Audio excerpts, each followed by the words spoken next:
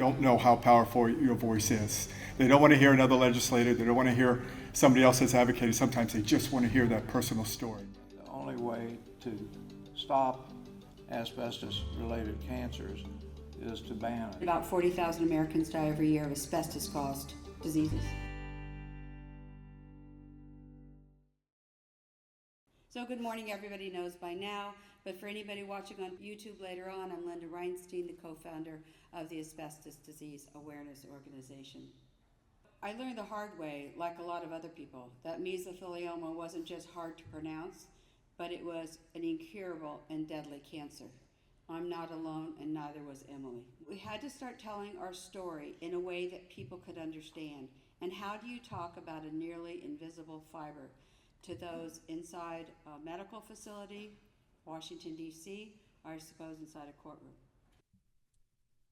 So we started slow and we grew. And in my opening slide, there's mention of Doug Larkin and others, so we're going to mesh those back together between session 1 and 2. But in a nutshell, ADAO started small. We started with a resolution that was to declare April 1st as Asbestos Awareness Day, thanks to Senator Harry Reid.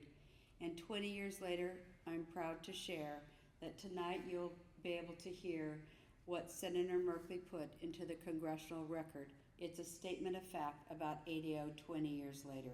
And you can see that we do have impact on our making change. So we're all about 19 at this conference due to COVID. So if you think about it, thanks to all of you and our sponsors and our experts and volunteers, we have had 19 congressional staff briefings, and we'll be getting ready after the election, you can bet. We've also had 19 conferences. We've done 19 Senate briefings. We've had awareness resolutions like you've seen with Senator Harry Reid, and of course, 20 conferences, and we're proud to be working up the ladder. So our work starts small and it expands, and we're all about collaboration. We have learned from the very best of the best. Labor unions knew 100 years ago that asbestos was making members sick and also killing them. I have studied, I have learned, I have been mentored by Barry Castleman and Dr. Lemon and all the rest. This is not a new finding. ADAO is a small baby compared to what everyone has done before, but working with trade unions has allowed us to reach a larger voice.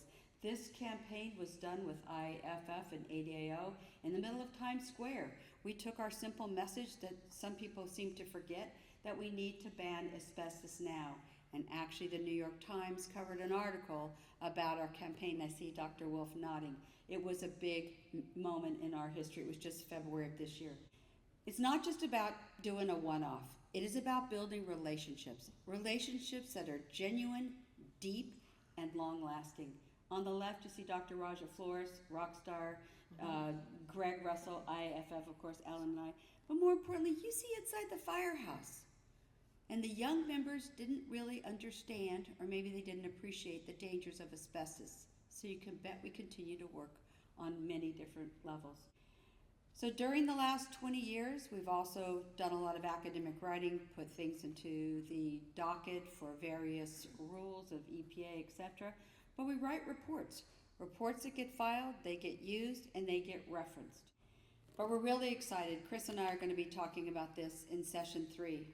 Many of you might have seen this last night, but it's our brand new book about stories. The stories that we started capturing and the stories that we share with the media and Congress and others.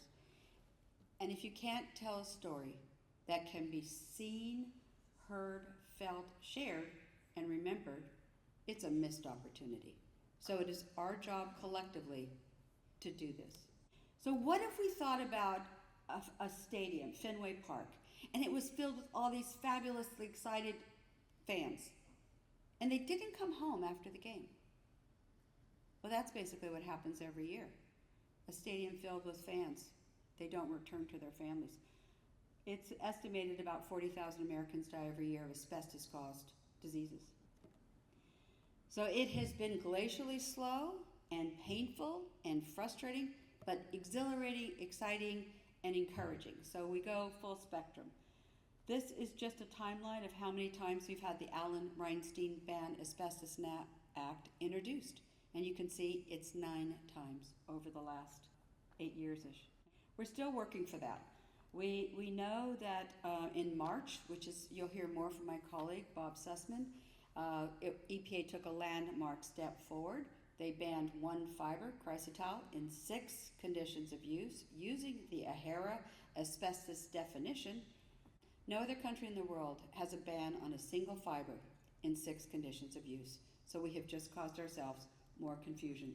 So you can bet that we are looking to, and Bob will tell you more, we had to file, of course, because of industry, and we are looking to hold the line, to defend the science, and improve as we can as a leading stakeholder of asbestos regulations and, of course, using administrative law.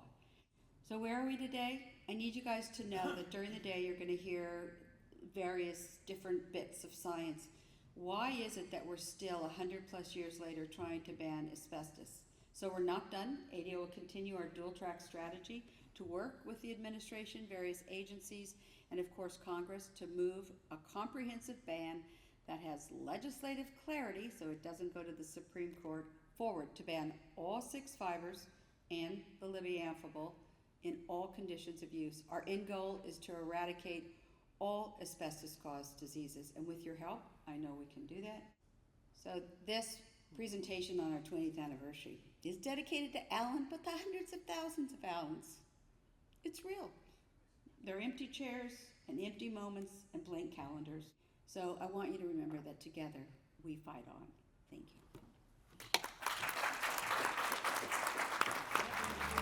you.